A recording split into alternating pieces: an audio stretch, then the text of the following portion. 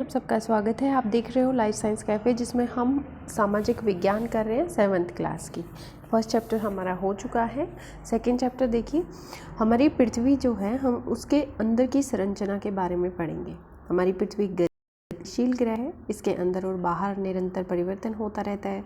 क्यों परिवर्तन होता है, किस तरह से ये बनी होती है, ये हम सब सीखेंगे। ठीक है, पृथ्वी के आंतरिक भाग में क्या है, मतलब अंदर वाले हिस्से में क्या है, हमें ये पता चलेगा। और किन पदार्थों से बनी है, हमें ये भी ध्यान रखना है। ये कॉम्पिटिटिव पॉइंट जो क्वेश्चंस आते हैं कंपटीशन में, उनमें पूछा जाता है कि कौन सा भाग जो है किस चीज़ से बना हुआ होता है। जो यहाँ पे मेन चीज़ आपको याद रखनी है वो ये है कि जो हमारी पृथ्वी है वो लेयर्स से बनी होती है। बहुत सारी सतह होती हैं। कितनी सतह होती हैं हम पढ़ेंगे। जैसे प्याज बना होता है बहुत सारी सतहों से, उस तरह से पृथ्वी में भी परतें बनी होती हैं। जो सबसे ऊपर वाली परत है उसे परपटी कहते हैं। ठीक है, ये पतली परत है और ये वैसे सभी परतों में मिला के सबसे पतली परपटी है, सबसे ऊपर वाली। जो महाद्वीप होते हैं ना, वहाँ पर इसकी जो मोटाई होती है वो 35 किलोमीटर, और अगर हम समुद्र तल से देखें तो ये सिर्फ 5 किलोमीटर की ही होगी। ठीक है, तो जो फर्स्ट वाली लेयर अब दो चीज़ों से बनी होती है। मतलब मतलब उसको अगर हम समझेंगे तो जो महाद्वीप है वहाँ से ये 35 किलोमीटर, और जो समुद्र तल है उससे ये 5 किलोमीटर। लेकिन इसकी बनावट दोनों की अलग होती है। किस तरह से अलग होती है, देखो ये चीज़ याद रखनी है आपने कि जो महासागर के नीचे की ज़मीन है महाद्वीप के नीचे की ज़मीन से अलग होती है। जो महाद्वीप है, महाद्वीपीय सहती मुख्य रूप से सिलिका, देखो यहाँ पे मैंने मार्क किया हुआ है, और एल्यूमिनियम से बनी होती है। ये दो खनिज होते हैं। इन दोनों की वजह से इसका नाम क्या है, Cl है, क्योंकि इसमें सिलिका और एल्यूमिनियम, एल से एल्यूमिनियम दोनों चीज़ें हैं। अब जो महासागर है उसकी परपटी बनी होती है सिलिका और मैग्नीशियम से। ठीक है, सिलिका इसमें भी था, सिलिका इसमें भी था, लेकिन इसमें एक जो खनिज है वो बदल गया, इसमें एल्यूमिनियम आ गया और इसमें मैग्नीशियम आ गया। ठीक है, Cl और सी में दो चीज़ हो गई, ये दोनों क्लियर हो गई। फिर से याद कर लो कि जो परपटी है वो महाद्वीप के नीचे 35 किलोमीटर और समुद्र तल के नीचे 5 किलोमीटर है। दोनों की संरचना अलग अलग है। सिलिका दोनों में होता है, चाहे वो समुद्र के नीचे हो चाहे वो महाद्वीप के नीचे हो। ठीक है, और दोनों में एक में एल्यूमिनियम होता है और एक में मैग्नीशियम होता है। ठीक है, एल्यूमिनियम किस में होता है, जो महाद्वीप के नीचे वाली है। उसके बाद आपका आता है, हमने पढ़ लिया परपटी के बाद सेकंड परत जो है वो मेंटल है, जो 2900 किलोमीटर की गहराई तक होती है। ठीक है, मतलब ये ऐसा नहीं है कि आप स्टार्टिंग से देखोगे जहाँ पे आप खड़े हो वहाँ से 2900 किलोमीटर, नहीं। अगर आप महाद्वीप पे खड़े हो तो आपको 3500 किलोमीटर चल के और फिर जो आएगी वो मेंटल आएगी। ठीक है, ये 2900 किलोमीटर है। और उसके बाद का जो बच गया, क्योंकि हमारी अर्थ जो है वो गोल है ना, उसके बाद जो हमारा क्रोड है उसकी जो मतलब रेडियस, त्रिज्या जिसको कह सकते हैं हम, उसकी त्रिज्या अलग है, वो भी शायद 3500 किलोमीटर है।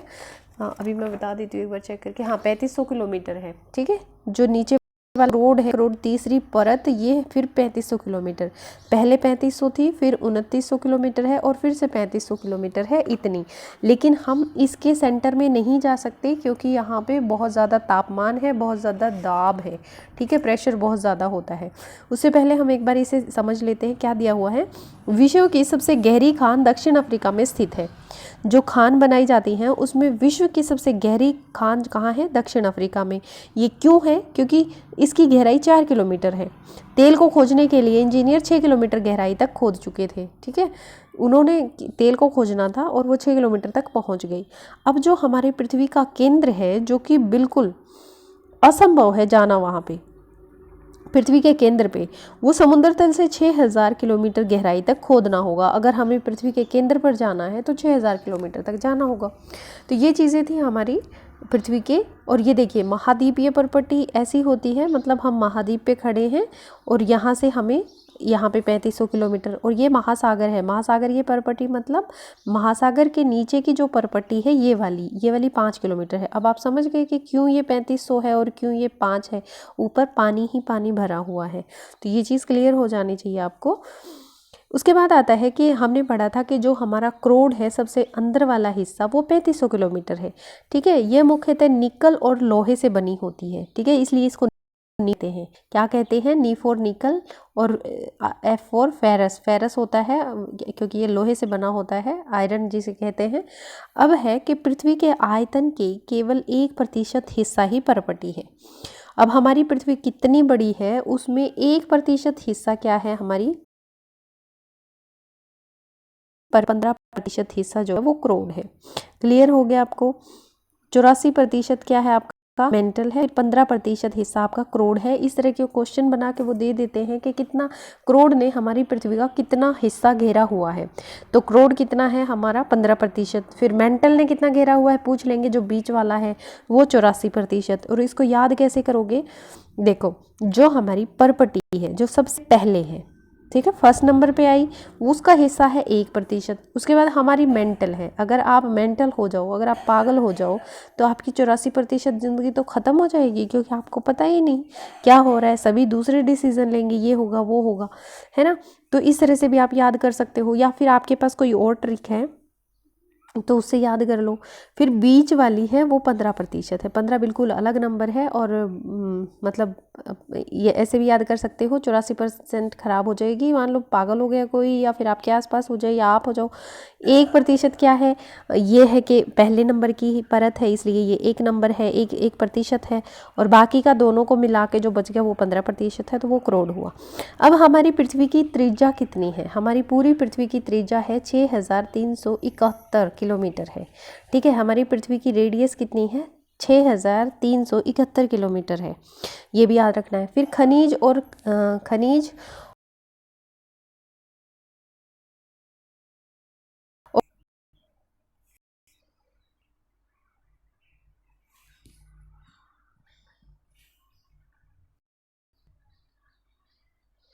एक सेकंड के लिए कुछ गड़बड़ हो गई, इसमें चल नहीं रहा है। खनिज और शैल, देखो पृथ्वी की परपटी अनेक प्रकार के शैलों से बनी हुई है। पृथ्वी की परपटी बनाने वाले खनिज पदार्थ के किसी भी प्राकृतिक पिंड को शैल कहते हैं। देखो जो पृथ्वी को बना रहे हैं उसे उस प्राकृतिक पिंड को ही शैल कहते हैं, ठीक है। शैल विभिन्न रंग के, विभिन्न आकार के और विभिन्न के होते हैं, मतलब शेप एक जैसी नहीं होती हमेशा।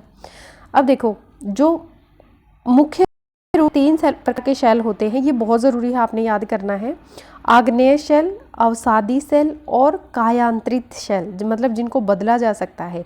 इनको हम एक एक करके अच्छे से समझेंगे। आग्नेय शैल इग्नीशियस कहते हैं। मैं जो भी आपकी इंपॉर्टेंट चीज़ें आती हैं जो आपको याद होनी चाहिए, एग्ज़ाम में आ सकती हैं किसी भी एग्ज़ाम में, तो वो याद रखा करो ज़रूर। इग्नियस जो है, इग्नियस लैटिन शब्द है, ठीक है, इग्निस से बना है, इसका मतलब होता है आग। क्लियर एक चीज़। दूसरा सेडिमेंट्री, सेडिमेंट्री का मतलब होता है सेडिमेंट, सेडिमेंट का मतलब होता है स्थिर, ठीक है, ये भी लैटिन वर्ड है, दोनों लैटिन वर्ड हैं। अब मेटामॉर्फिक जो होता है ये ग्रीक वर्ड होता है, ग्रीक शब्द से लिया गया है मेटामॉर्फोसिस, जिसका मतलब है रूप में परिवर्तन। वो आपने अगर पढ़ा होगा साइंस में, अगर आपने पढ़ा है तो उसमें होता है कि मेटामॉर्फोसिस जो होती है ना, उससे लार्वा बदल के एडल्ट में बदल जाता है, लार्वा बदलता है खुद को एडल्ट में, तो एक फॉर्म से दूसरी फॉर्म में परिवर्तन होना, उस तरह की क्रिया जो होती है वो मेटामॉर्फोसिस होती है, ठीक है। अब आप हिंदी में भी समझो इसको। मुख्य रूप से 3 तरह की शैल होती हैं, आग्नेय, इग्नियस, ठीक है, जो अग्नि वाली, जिसका मतलब आग होता है, आग्नेय शैल। दूसरी अवसादी या सेडिमेंट्री शैल, सेडिमेंट्री अवसादी मतलब जो स्थिर हो जाती हैं। जब हम पानी में कोई सॉल्यूशन बनाते हैं तो नीचे जो चीज़ें रुक जाती हैं, बैठ जाती हैं, जम जाती हैं, उनको सेडिमेंट्स बोलते हैं, ठीक है। तो ये सेडिमेंट्री या अवसादी शैल होती हैं। तीसरा कायांतरित शैल, जो मतलब अपना रूप बदल लेती हैं, एक चीज़ से दूसरे में कन्वर्ट हो जाती हैं, वो मेटामॉर्फोफिक शैल होती है।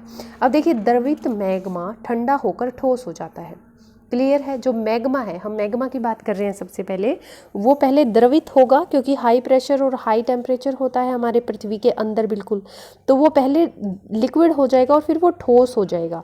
तो इस प्रकार बने शैल को आग्नेय शैल कहते हैं। मतलब इससे जो सेल बनती है ना, एक ही तरह की सेल बनती है, वो आग्नेय शैल होती है, ठीक है। मतलब अग्नि, आग्नेय का मतलब अग्नि पढ़ा था हमने, तो वो मैग्मा जो है, जो गर्म हुआ था, पृथ्वी के अंदर था, वो ठंडा होकर फिर एक तरह की शैल बनाई उसने, आग्नेय शैल उसको कहते हैं। इतनी चीज़ क्लियर हो गई। फिर से इसको सुनना, इन्हें प्राथमिक शैल भी कहते हैं, जो सबसे से पहले ही बनी, तो इसलिए उनका नाम प्राथमिक शैल भी है। आग्नेय शैल दो प्रकार की होती हैं, अंतर्भेदी शैल और बहिर्भेदी शैल। इनमें क्या डिफरेंस है, ये चीज़ आपको कंफ्यूज करेगी, गौर से नहीं सुनोगे तो आपको दिक्कत हो जाएगी, दोबारा से सुनना पड़ेगा वीडियो। फिर क्या आप ज्वालामुखी से निकलने वाले लावा की कल्पना कर सकते हो? जब ज्वालामुखी फटता है तो लावा हमारी ज़मीन पे आ जाता है। वास्तव में आग की तरह लाल द्रवित मैग्मा ही लावा है।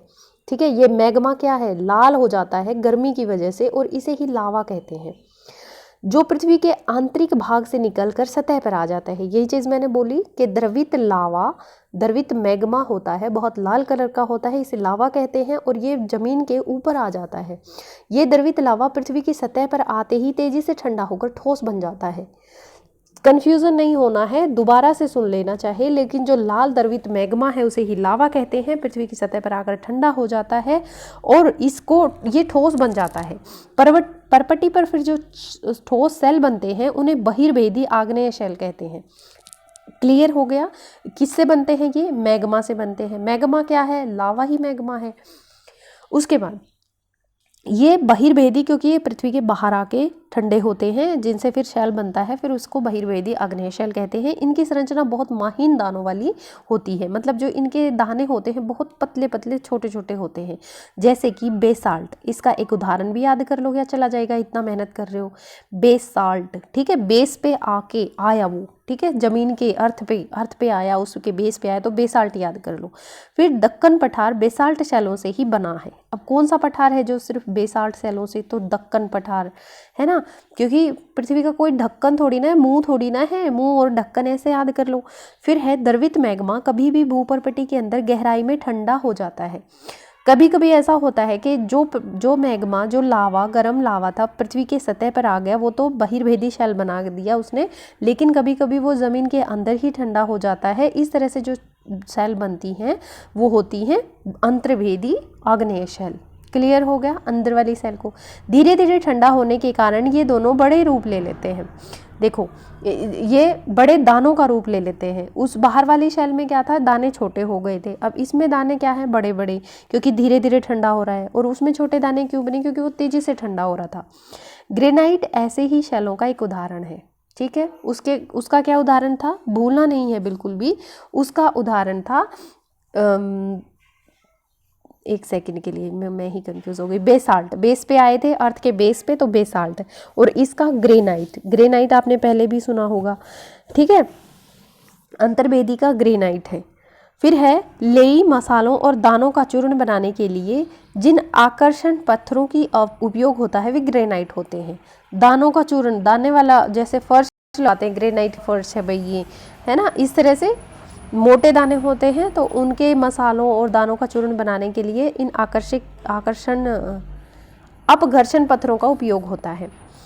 शैल लुढ़क कर, चटक कर, एक दूसरे से टकरा कर छोटे छोटे टुकड़ों में कट जाती हैं। ये जो शैल बनती हैं हमारी, फिर ये कुछ तो इनका होता है ना, फिर ये एक दूसरे से टकराती हैं या कुछ और होता है, तो वो छोटे छोटे टुकड़ों में टूट जाती हैं। इन छोटे कणों को अवसाद कहते हैं। क्या कहते हैं इन्हें? अवसाद कहते हैं। उसके बाद ये अवसाद हवा, जल आदि के द्वारा एक स्थान से दूसरे स्थान पर पहुंचकर जमा कर दिए जाते हैं। ये अदृढ़ अवसाद दबकर और कठोर होकर शैल की परत बनाते हैं। अब क्या होता है कि देखो, हमने छोटे छोटे दानों की बात की थी, वो शैलों से टूटकर वो दाने इकट्ठे होकर वो कणों में बदल गए, उन्हें अवसाद कहते हैं। अब ये अवसाद कहीं तो जमेंगे ना, ये तो पानी के साथ चले जाएंगे, हवा के साथ चले जाएंगे, वो एक जगह एक सेल बना।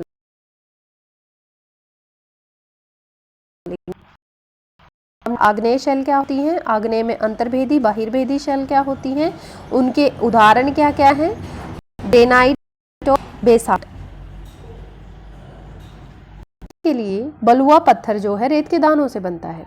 इन शैलों में पौधे, जानवरों और अन्य सूक्ष्म जीवाणुओं जो कभी इन शैलों पर रहते थे उनके जीवाश्म भी मिलते हैं। देखो, कोई भी चीज़ है, अगर वहाँ पे कोई और दूसरा जानवर या पौधा होगा तो उसका हिस्सा भी तो कुछ मिल सकता है ना, तो कोई बड़ी बात नहीं है ये तो ये क्या कह रहे हैं कि ये जो अवसाद होते हैं इनमें औरों के जीवाश्म भी मिलते हैं, और जानवरों के, पौधों के। उसके बाद आता है आग्नेय एवं अवसादी शैल उच्च ताप और दबाव के कारण कायांतरित शैलों में परिवर्तित हो जाते हैं। अब हमने आग्नेय शैल पढ़ा था। आग्नेय शैल अगर फिर से जोर कोई लगाए, फिर से उनको कोई गर्म करे या कोई दबाव बढ़ाए उन पे, तो वो कायांतरित शैलों में परिवर्तित हो जाती है। अब आग्नेय शैल से क्या क्या बना था देखो, अभी इसका एक डायग्राम है वो बताती हूँ मैं आपको। उदाहरण के लिए चिकनी मिट्टी, स्लेट और चूना पत्थर संगमरमर में परिवर्तित हो जाता है। ठीक है, ये कायांतरित शैलों में रूपांतरित अवसादी शैल। और उसके बाद है जीवाश्म। क्या होता है, शैलों की परतों में दबे मृत पौधों और जंतुओं का अवशेषों को जीवाश्म कहते हैं। मतलब जीवाश्म उन्हीं में दबे नहीं, जीवाश्म कहीं पे भी दबा हुआ हो वो जीवाश्म ही होता है। जीवाश्म का मतलब है मृत पौधे या मृत जंतु के अवशेष। ठीक है, जीवाश्म कहते हैं। क्लियर हो गया इतना आपको? देखिए, जो शैल हैं वो हमारे लिए बहुत ज़रूरी हैं। क्यों? कठोर शैल का उपयोग सड़क, घर, इमारत बनाने के लिए किया जाता है। मतलब ये जो शैल समझ रहे हो ना आप, ये इसमें ये जो पत्थर या फिर और कोई सामान लगता है रोड बनाने में, ये सब वहाँ यूज़ होती हैं, इसलिए ये शैल हमारे लिए ज़रूरी है। आप पत्थरों का उपयोग कई खेलों में करते हैं। उदाहरण के लिए 7 पत्थर, पिट्ठू, चिबिड्डी, स्टापू या किटकिट कहते हैं जिसे, 5 पत्थर वाला गिट्टी वाला खेल, गिट्टा खेलते थे छोटे बच्चे होते थे जब। आप अपने दादा दादी, माता पिता, पड़ोसियों आदि से पूछकर कुछ और खेलों के बारे में जानकारी प्राप्त करो। चलो इनको देखते हैं, ये भी एक इम्पोर्टेंट चीज़ है। आओ कुछ सीखें। अनेक स्मारकों में चित्र एकत्र कीजिए और पता कीजिए कि वे किन शैलों से बने हैं। 2 चित्र आपके लिए एकत्रित किए गए हैं। आपको औरों के करने हैं लेकिन आपके लिए रखे गए हैं बुक में। देखो, लाल किला जो है वो लाल बलुआ पत्थर से बना है। बलुआ पत्थर, बलुआ हमने क्या कहा था कि रेत के दानों से बनता है ना।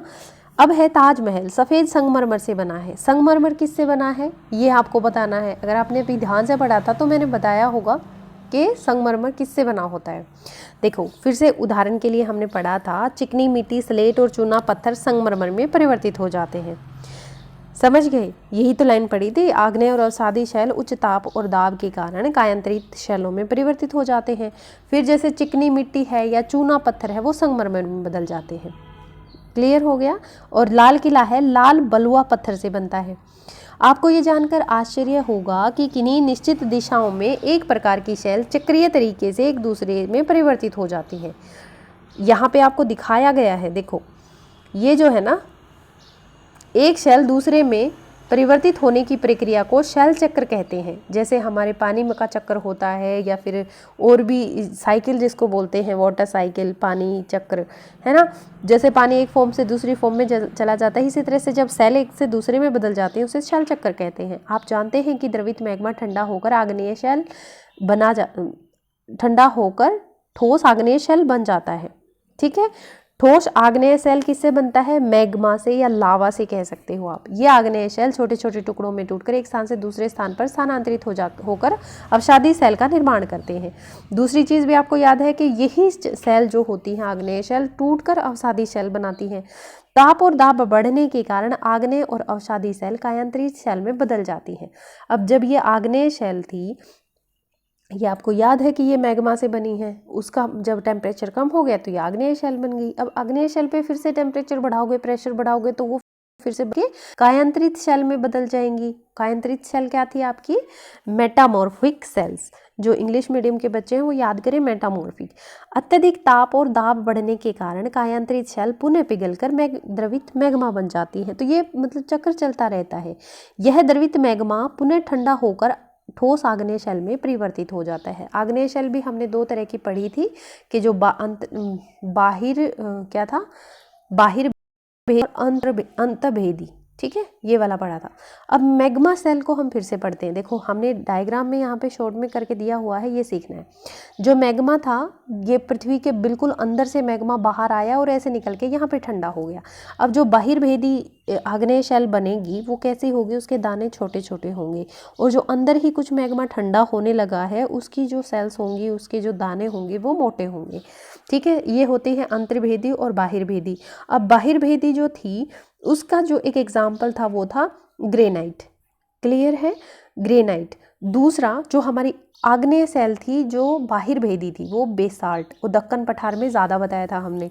क्लियर है दोनों चीज़ें? अब ये ठंडी होने के बाद इसने क्या बनाया? आग्नेय शैल। आग्नेय शैल देखो अवसादी शैल भी बना रहा है, आग्नेय शैल कायांतरित शेल भी बना रहा है जो मेटामॉर्फिक सेल्स थी, ठीक है, और ये वापस मैग्मा में भी कन्वर्ट हो रहा है। ये प्रोसेस क्यों हो रही है, पहले आग्नेय शेल को समझो।